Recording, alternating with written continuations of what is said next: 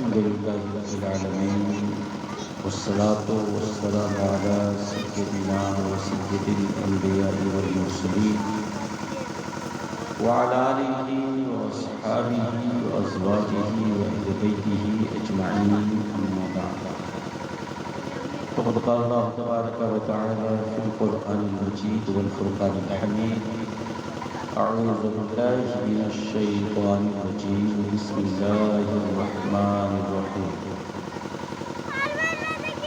وقضى ربك ألا تعبدوا إلا إياه وبالوالدين إحسانا صدق الله العظيم وصدق رسوله النبي الأمين المتين الكريم ونحن على ذلك لمن الشاهدين والشاكرين والحمد لله رب العالمين. انتہائی عقیدت و احترام کے ساتھ آقا نامدار دونوں جہاں کے مالک و مختار سرکار عابد قرار گلشن ہستی کے اولین فصل بہار رحمت للعالمین شفیع المذنبین طٰہٰ و یاسین سیاہ لامکہ چارہ ساز دردمندہ انیس بے کساں جناب محمد رسول اللہ صلی اللہ تعالیٰ علیہ وآلہ وسلم کی بارگاہ میں درود پاک کا نذرانہ پیش کرنے اللہم صلی علی سیدنا مولانا محمد طب القلوب و دوائها و عافیت الابدان و شفائها و نور الابصار و ضیائها و علی آلہ و اصحابہ دائما ابدا ابدا سرسرا. میں اپنی گفتگو کا آغاز خطیب اعظم شہباز خطابت علامہ اشتیاق احمد ضیاء شہبازی کے ان دعائیہ اشعار سے کرتا ہوں کہ کبھی زندگی پہ نہ کی نظر میرے مولا، کبھی زندگی پہ نہ کی نظر کٹی عمر ساری گناہ میں، کبھی زندگی پہ نہ کی نظر کٹی عمر ساری گناہ میں. اے خدائے کعبہ پناہ دے، میں کھڑا ہوں تیری پناہ میں. اور یہ جو چند قطرے سرشک کے ابھی تیرتے ہیں نگاہ میں، یہ ندامتوں کے چراغ ہیں جنہیں لایا ہوں میں گواہ میں. اور میرا جرم لاکھ بڑا سہی تیرے فضل سے تو بڑا نہیں، میرا جرم لاکھ بڑا سہی تیرے فضل سے تو بڑا نہیں. میرے جیسے لاکھوں خیمہ زن تیری رحمتوں کی پناہ میں، میرے جیسے لاکھوں خیمہ زن تیری رحمتوں کی پناہ میں. اور اے سیاہ پوش خدا کے گھر، اے حریم جلوہ کبریا، کوئی ایک کرن ہی اتار دے تو ضیاء کے قلب سیاہ میں، کوئی ایک کرن ہی اتار دے تو ضیاء کے قلب سیاہ میں. بے شک یہ اللہ رب العزت کا فضل و کرم ہے کہ آپ اور ہم آقا کریم صلی اللہ علیہ وسلم کی محفل میلاد میں حاضر ہیں. آقا علیہ السلام کی محفل میلاد منعقد کرنا یہ بھی سعادت مندی کی بات ہے، اور اس میں آنا یہ بھی نیک بختی کی بات ہے، سنانا بھی نیک بختی کی بات ہے، سننا بھی سعادت مندی کا کام ہے. چونکہ ایسی محفل میں جب آنے والا آتا ہے تو وہ عام آدمی نہیں رہ جاتا، بلکہ وہ ایسا آدمی جو ایسی محفل میں آتا ہے ان کے نام کو لکھ کر خدا کے فرشتے رب کی بارگاہ میں پیش کرتے ہیں. مولا، ہم نے تیرے ان بندوں کو تیرا ذکر کرتے ہوئے پایا، تیرے نبی پر درود و سلام پڑھتے ہوئے پایا. رب فرماتا ہے میرے فرشتوں گواہ ہو جاؤ، میں نے ان بندوں کو معاف کر دیا ہے. یہ یقیناً رب تبارک و تعالیٰ نے ہمارے لیے نیکیاں اور بھلائیوں کو جمع کرنے کے بہت سارے مواقع رکھے ہیں. ہم چھوٹے سے چھوٹا کام کر کے بھی بڑی سے بڑی رحمت کو اپنے دامن میں لے سکتے ہیں. بس ضرورت ہے تو ہمارے طلب کی، ضرورت ہے تو ہماری طلب کی، ضرورت ہے تو ہمارے اس کام کی کہ ہم رب کی طرف متوجہ ہوں. اللہ کی رحمت تو ہر وقت ہماری طرف متوجہ ہے.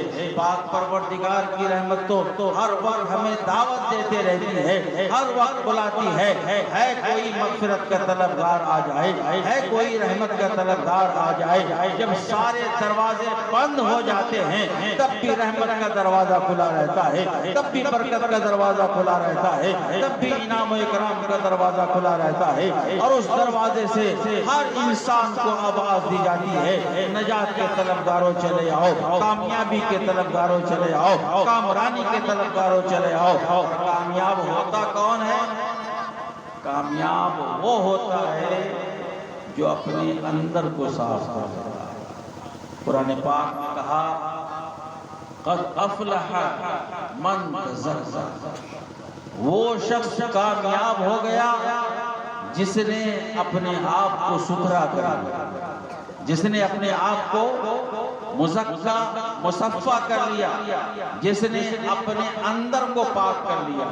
باہر کی صفائی کا تو ہم بہت خیال رکھتے ہیں، باہر کو چمکانے کی تو ہم بہت کوشش کرتے ہیں، لیکن پیارے کچھ ہم اپنے اندر کو چمکانے کی کوشش کریں، کچھ ہم اپنے باطن کو بھی چمکانے کی کوشش کریں۔ باہر چاہے ہمارا جتنا چمکدار ہو، ہمارا رب ہماری ظاہری چمک دمک کو نہیں دیکھتا ہے، وہ تو نیتوں کو دیکھتا ہے، وہ تو اخلاص کو۔ ایک حدیث پاک ہے ان اللہ لا ينظر الى اجسامکم ولا الى صورکم ولكن ينظر الى قلوبکم ونیاتکم۔ اللہ تمہارے جسموں کو نہیں دیکھتا، اللہ تمہاری شکل و صورت کو نہیں دیکھتا، وَلَكِنْ يَنْظُرُ إِلَىٰ قُلُوبِكُمْ، وہ تمہارے دلوں کو دیکھتا ہے، وہ تمہارے اخلاص کو دیکھتا ہے۔ ہمارا اور تمہارا رب میرے پیارے ہمارے دل کو دیکھتا ہے، یہ دل گندا ہے، یہ صاف ہے، یہ دل ستھرا ہے، یہ پاکیزہ ہے۔ ظاہر کو صاف کرنا کوئی بڑی بات نہیں ہے، اصل تو وہ انسان ہے جس نے اپنے باطن کو صاف کر لیا ہے۔ ہم اللہ والوں کے دربار کے قریب رہتے ہیں، اللہ والوں کی یہی شان ہوا کرتی تھی، وہ ظاہر کو نہیں، وہ باطن کو صاف کیا کرتے تھے، وہ اندر کو صاف کیا کرتے تھے۔ ان کے جسم پر تو گدڑی ہوا کرتا تھا، ان کا لباس تو پھٹا پرانا ہوا کرتا تھا، لیکن خدا کی قسم ان کا دل اتنا روشن ہوا کرتا تھا کہ اگر کسی پر وہ نظر ڈال دیا کرتے تھے تو اسے بھی منور کر دیا کرتے تھے، اسے بھی مجلہ کر دیا کرتے تھے۔ ضرورت اسی بات کی ہے میرے پیارے کہ ہم اپنے دل کو صاف کریں۔ کسے صاف کریں؟ دل کو صاف کریں۔ یہ جتنا صاف ہوگا جی رحمت الہی کے ہم اتنے ہی زیادہ حقدار ہوں گے۔ حقیقت تو یہی ہے جو دل کو صاف کر لیتا ہے وہ کامیاب ہو جاتا ہے۔ قرآن نے کہا قد افلح من تزکا، وہ کامیاب ہو گیا جس نے اپنے آپ کو مزکا کر لیا، مصفا کر لیا، ستھرا کر لیا۔ اور دل کو صاف کرنے کے لیے، دل کو صاف کرنے کے لیے ہمیں کیا کرنا ہوگا؟ ہمیں یہ کرنا ہوگا اللہ نے جہاں جہاں سے روکا ہے ہم وہاں پر حاضر رہیں۔ جن جن چیزوں سے ہمارے رب نے منع کیا ہے ہم ان چیزوں سے دور رہیں، اور جہاں جہاں ہمارے رب نے جانے کا حکم دیا ہے وہاں سے ہمارا رب ہم کو غائب نہ پائے۔ جب یہ دونوں چیزیں ہمارے اندر ہوگی تو انشاءاللہ ہمارا دل ستھرا ہو جائے گا، ہمارا دل پاکیزہ ہو جائے گا، ہمارا دل صاف ہو جائے گا۔ اور جب دل صاف ہوتا ہے تو پھر وہی انوار الہی کا نزول ہوتا ہے۔ جس کا دل صاف ہوگا ذہن صاف ہوگا، نگاہیں پاک ہوگی، زبان پاک، جی پورا وجود پاک، چونکہ دل ہی تمام اعضاء کا بادشاہ ہے۔ دل ہمارے پورے بدن کا بادشاہ ہے، یہ اسی کی وجہ سے ہاتھ ہلتا ہے، اسی کی وجہ سے زبان بولتی ہے، اسی کی وجہ سے آنکھ دیکھتی ہے، اسی کی وجہ سے کان سنتا ہے، اسی کی وجہ سے دماغ کام کرتا ہے، کیونکہ دل سب کو خون سپلائی کرتے رہتا ہے، پورے اعضاء کو خون دینے والا وہی دل رہا کرتا ہے۔ تو دل بادشاہ ہے، اور بادشاہ جتنا اچھا ہوتا ہے رعایا بھی اتنی ہی اچھی ہوا کرتی ہے۔ تو بادشاہ ہے دل، اسے صاف کرو پورا وجود صاف ہو جائے گا۔ اور اس دل کے بادشاہت کے شہنشاہ کا نام روح، روح شہنشاہ ہے۔ دل بادشاہ ہے، دل بھی اسی وقت تک کام کرتا ہے جب تک انسان کے بدن میں روح رہتی ہے۔ جب روح نکل جاتی ہے، دل ہے دھڑکنا بند کر دیا ہے، آنکھ نے دیکھنا بند کر دیا ہے، کان نے سننا بند کر دیا ہے۔ پتہ یہ چلا کہ انسان کو چاہیے کہ اپنی روحانیت کو بھی زندہ رکھے، اپنے قلب کو بھی زندہ رکھے، اور انسان کا دل زندہ ہوتا ہے ذکر خدا سے، زندہ ہوتا ہے ذکر مصطفیٰ سے۔ آج لوگ امن کو تلاش کر رہے ہیں، قرار اور سکون کو تلاش کر رہے ہیں، لیکن انسانوں نے دولت پا کر بھی سکون نہیں پایا، مال پا کر بھی سکون نہیں پایا، محل اور بلڈنگ بنا کے بھی سکون نہیں پایا، بینک بیلنس کر کے بھی سکون نہیں پایا، سکون ملا نہیں۔ جب قرآن کے پاس گئے تو قرآن نے کہا نادان، تو دولت میں سکون تلاش کرتا ہے، تو مال میں سکون تلاش کرتا ہے، سن الا بذکر اللہ تطمئن القلوب، اللہ کے ذکر میں دلوں کا، اللہ کے ذکر میں دلوں کا اطمینان ہے۔ آج ہم سب کچھ کرتے ہیں لیکن ذکر سے دور ہیں۔ یاد رکھو میرے پیارے، ذکر کرنے سے ہمارا رتبہ تو بڑھتا ہی ہے، ہمارا مرتبہ بڑھتا ہے، اور پھر خاص بات یہ ہوتی ہے کہ ہم جب خدا کو یاد کرتے ہیں تو خدا بھی ہمیں یاد کرتا ہے۔ فَاذْكُرُونِی اذْکُرکم، اے میرے بندو تم مجھے یاد کرو میں تمہیں یاد کروں۔ یہ کم بڑا انعام ہے۔ ہم گنہگار، ہم سیاہکار، ہم سیاہ شعار ہو کر اپنے رب کو یاد کرتے ہیں، ہمارا رب پروردگار ہو کر، پالنہار ہو کر، قہار و جبار ہو کر ہمیں یاد کرتا ہے۔ یہ تو اتنی بڑی بات ہے کہ انسان اپنی ساری نعمتوں اور دولتوں کو اس نعمت پر قربان کر دے۔ جو بندہ خدا کا ذکر کرتا ہے، خدا اپنے اس بندے کا ذکر کرتا ہے، اور جس کا ذکر خدا کرے اس کے پاس آفت آئے، مصیبت آئے، رنج و غم آئے، ہرگز ایسا نہیں ہو سکتا۔ اسی بات کی ضرورت ہے کہ ہم اپنا کچھ وقت ذکر کے لیے بھی نکالیں۔ تعجب ہے آج انسانوں پر، سب پتا ہے انسان کو، ہمیں اور آپ کو، کہ دنیا میں رہنا نہیں ہے، دنیا کی کوئی چیز نہیں رہے گی۔ دنیا جیسے ہمارے ہاتھ میں آئی ہے دوسرے کے ہاتھ سے، ویسے ہمارے ہاتھ سے دوسرے کے ہاتھ میں چلی جائے گی۔ ہمیں یہاں نہیں رہنا ہے۔ سب کچھ جاننے کے باوجود پھر ہمارا کردار کیسا، پھر ہمارا عمل کیسا، پھر ہماری سوچ کیسی، پھر ہماری فکر کیسی۔ میرے پیارے، یہ اس وجہ سے ہے کہ آخرت کا تصور اور قبر کا تصور کمزور ہو گیا ہے، قبر کا تصور کمزور ہو گیا ہے۔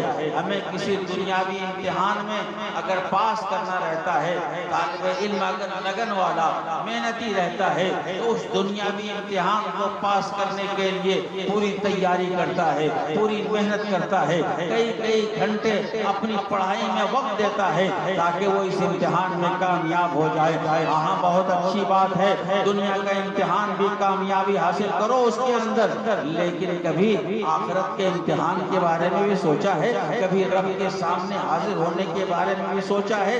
ہر انسان جانتا ہے رب کو جواب دینا ہے، لیکن پتہ نہیں کیا ہو جاتا ہے انسان کو کہ جب کام کرنے کی باری آتی ہے تو سب کچھ بھول جاتا ہے۔ ہم اپنی آخرت کو یاد رکھیں، ہم اپنی موت کو یاد رکھیں۔ آقا کریم صلی اللہ علیہ وسلم نے فرمایا موت کو یاد کیا کرو، یہ تمہاری آخرت کو یاد کراتی رہے گی، یہ تمہاری آخرت کی یاد کو برقرار رکھے گی، اور جس کی یاد آخرت برقرار رہے گی وہ دنیا میں رہے گا ضرور، لیکن دنیا دار بن کے نہیں، اطاعت شعار بن کے رہے گا، خدا اور اس کے رسول کا وفادار، خدا اور اس کے رسول کا وفادار بن کے رہے گا۔ میرے پیارے، ہم یاد رکھیں ہر ایک کو اپنا اپنا جواب دینا، ہر شخص سے الگ الگ پوچھا جائے گا، ہر شخص سے الگ الگ سوال ہوگا، سب کو اپنا اپنا جواب دینا ہے۔ اس لیے ہر انسان کو اپنی تیاری کچھ نہ کچھ ضرور کرنی چاہیے۔ اسی لیے میں کہتا ہوں اگر ہم 10 مرتبہ دنیا کے لیے سوچتے ہیں تو کم سے کم 2-4 مرتبہ آخرت کے لیے بھی سوچیں، 2-4 مرتبہ قبر کے لیے بھی سوچیں۔ بے شک یہ زندگی بہت بڑی چیز ہے جو ہمیں اور آپ کو ملی ہے، بہت اہم ہے، اتنی اہم ہے کہ سارا کام اسی زندگی کے اندر کرنا، سارا کام اسی زندگی کے اندر، کلمہ اسی زندگی میں، نماز اسی زندگی میں، روزہ اسی زندگی میں، صدقات و خیرات اسی زندگی میں، لوگوں کی مدد کرنا اسی زندگی میں، کسی کے کام آنا اسی زندگی میں، مسجد بنانا اسی زندگی میں، مدرسہ بنانا اسی زندگی میں، اولاد کی دیکھ بھال کرنا اسی زندگی میں، اپنی آخرت کو سنوارنا اسی زندگی میں۔ یہ زندگی بہت اہم ہے اور ایک ہی بار ملتی ہے، بار بار یہ ملتی نہیں ہے۔ ایک بار جب زندگی ملی ہے تو ہمیں چاہیے کہ اس کو بے مقصد نہ گزاریں، بلکہ اس زندگی کو ہم با مقصد بنا دیں۔ اور با مقصد زندگی تب ہوتی ہے جب وہ خدا اور اس کے رسول کے لیے گزاری خدا اور اس کے رسول کے لیے گزاری جاتی ہے۔ وقت تو گزر ہی جاتا ہے، 24 گھنٹے نماز پڑھنے والے کے لیے بھی 24 ہی گھنٹے ہوتے ہیں، اور جو بے نماز ہے اس کے لیے بھی 24 گھنٹے ہوتے ہیں جی، لیکن جو 24 گھنٹہ نمازی ہے یہ اس کا 24 گھنٹہ سبحان اللہ، اور بے نمازی نے 24 گھنٹے گزار دیا، اس کا بھی وقت گزرا ہے۔ لیکن آپ اندازہ کر سکتے ہیں دونوں میں کس کا وقت شاندار ہے، دونوں میں کس کا وقت اچھا ہے۔ تو یہ زندگی جو ملی ہے میرے پیارے، اسے ہم جی اچھائی میں گزاریں، اسے ہم بھلائی کے ساتھ گزاریں، اسے ہم نیکی کرتے ہوئے گزاریں، اسے ہم رب کی اطاعت و فرما برداری کرتے ہوئے گزاریں، چونکہ یہاں سے گزر جانے کے بعد، موت کے بعد پھر انسان کو کوئی موقع نہیں ملتا۔